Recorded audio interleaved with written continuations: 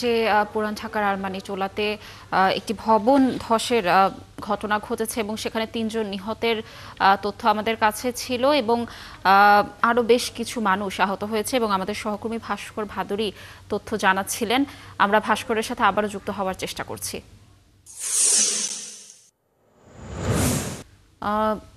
ভাস্কর, আপনি সংবাদের শুরুতে আমাদের সাথে যুক্ত ছিলেন এবং সেখানকার তথ্যগুলো আমাদেরকে জানানোর চেষ্টা করছিলেন এবং আপনি যাদের সাথে কথা বলছিলেন আমরা দেখছিলাম বেশ আতঙ্কিত, সবাই আতঙ্কের মধ্যে রয়েছে। যেহেতু একটি দুর্ঘটনা ঘটেছে সেখানে আহত হয়েছে অনেকে, আহতদের শারীরিক অবস্থার কোনো তথ্য রয়েছে কিনা জানাবেন এবং যারা উদ্ধার কর্মী রয়েছেন তারা কি তথ্য দিচ্ছে, সার্বিক পরিস্থিতি একটু জানবো আপনার কাছ থেকে।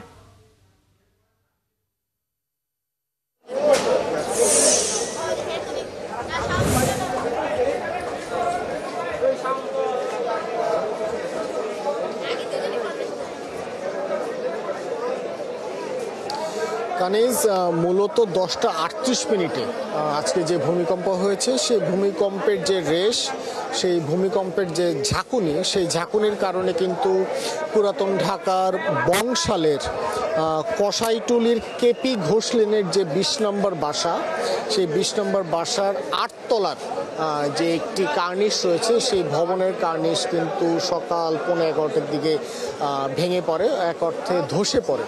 এবং সেই ধসে পড়ার সময় এই সড়কে ছোট ছোট যে সড়কগুলো রয়েছে গলির মতো, সেই সড়ক দিয়ে যারা যাতায়াত করছিলেন 3 জন পথচারীর 5 থেকে 7 জন পথচারীর উপরে কিন্তু সেই ভাঙা কার্নিশটি ভেঙে পড়ে, যার ফলে আমরা যতদূর জানতে পেরেছি এখন পর্যন্ত 7 জন আহত হয়েছেন এবং এই আহত 7 জনের মাঝে 4 জনকে গুরুতর অবস্থায় হাসপাতালে ভর্তি করা হয়েছে, যাদের মাঝখানে 3 জনকে মৃত ঘোষণা করা হয়েছে। কিছুক্ষণ আগে, অর্থাৎ এখন থেকে 30 মিনিট আগে ফায়ার সার্ভিসের যে সকল কর্মকর্তারা এসেছিলেন তারা কিন্তু প্রাথমিকভাবে যে উদ্ধার অভিযান, সেই উদ্ধার অভিযান কিন্তু তারা সমাপ্ত করে পরবর্তী যে কর্মস্থল সেদিকে গিয়েছে। আমরা কিছুক্ষণ ধরে দেখতে পাচ্ছি রেড ক্রিসেন্টের যে সকল ভলান্টিয়াররা রয়েছেন তারা এসেছেন, বংশাল থানা পুলিশের যে ইউনিট তারা এসেছেন এবং একই সাথে সেনাবাহিনীর সদস্যরাও কিন্তু এখানে এসেছেন। তাদের যে এখন মূলত যে বিষয়টি রয়েছে কানিজ, যে সকল উৎসুক জনতা রয়েছেন তারা এই ভবনটির দুপাশের যে মোড়, সেই সড়ক অবরোধ করে কিন্তু তারা দাঁড়িয়ে রয়েছেন। মূলত এই উৎসুক মানুষকে ভবনটির সামনে থেকে সরিয়ে নিতেই কিন্তু বেশ কিছুটা বেগ পেতে হচ্ছে আইন শৃঙ্খলা রক্ষাকারী বাহিনী থেকে শুরু করে স্বেচ্ছাসেবক বাহিনী যারা কাজ করছে। ঘটনাস্থলে যারা ছিলেন তাদের সাথে আমরা কথা বলছিলাম, তারা কিন্তু আমাদেরকে জানিয়েছিলেন যে সময়টা ঘড়ির কাঁটায় হয়তো বা 10টা 38 থেকে 10টা 40-এর মাঝে তীব্র যে ঝাঁকুনি হয়, সেই ঝাঁকুনির সময় একতলায় যে দোকানদাররা দিনের বেচাকেনা করছিলেন সেক্ষেত্রে তারা দেখেন যে হঠাৎ করে উপর থেকে যে একটি কার্নিশের পুরো অংশ কিন্তু রাস্তার মধ্যে এসে পড়ে এবং রাস্তার মধ্যে পড়ার সময় অনেকে মাথায় আঘাত পান, অনেকে ঘাড়ে আঘাত পান এবং অনেকে চোখের বাম চোখে আঘাত পান, এমন তথ্যও কিন্তু আমরা পেয়েছি।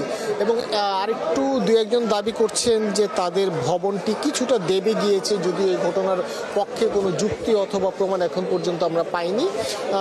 তবে পুলিশ এবং ফায়ার সার্ভিসের কর্মকর্তাদের সাথে যখন আমরা কথা বলেছি তারা কিন্তু আমাদেরকে জানিয়েছেন যে এত বড় একটা ভূমিকম্পের যে অতিরিক্ত ঝাঁকুনি, সেই অতিরিক্ত ঝাঁকুনির কারণেই কিন্তু এমন প্রাণহানির ঘটনা ঘটেছে। তবে তারা বলছেন, যারা এলাকাবাসী বলছেন যে যেহেতু শুক্রবার, ঠিক সেই কারণে এই রাস্তা দিয়ে মানুষের যে চলাচল, সেই চলাচল কিছুটা কম।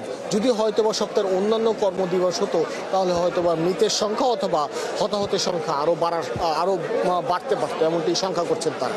কানিস। ভাস্কর, ধন্যবাদ আমাদের সাথে যুক্ত থাকার জন্য। দর্শক, যেমনটি জানাচ্ছিলাম যে আরমানিটোলা একটি ভবনের বারান্দার কার্নিশ ধসে পড়েছে এবং সেখানে নিহতের ঘটনাও ঘটেছে এবং বেশ কিছু মানুষ আহত হয়েছে। সর্বশেষ তথ্য সেখানকার জানানোর চেষ্টা করছি।